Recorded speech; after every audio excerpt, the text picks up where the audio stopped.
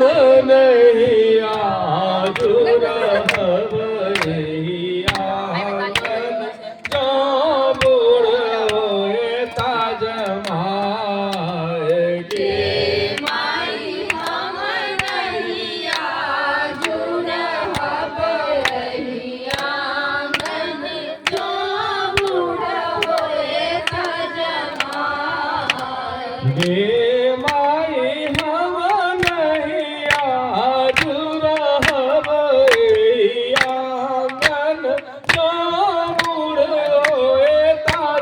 माएगी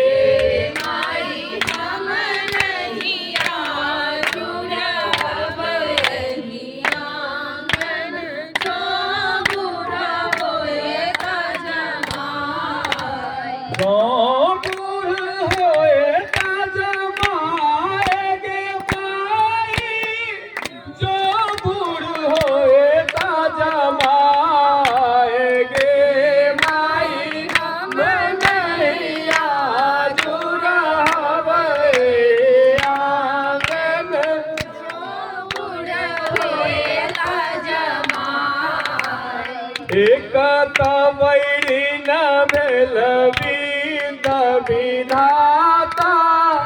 दोसर धिया के बाप गे माई एक तवैरी न भेलबीन विधाता दोसर धिया के बाप गे माई एक तवैरी न विधाता दोसर धिया के बाप गे माई एक तवैरी न भेलबीन विधाता दोसर धिया के बाप हे माई तेसर बैरी न भेल नारद बामन अनल जमाए गे माई तेसर बैरी न भेल नारद बाभन जे बूढ़ अनला जमाए पहिले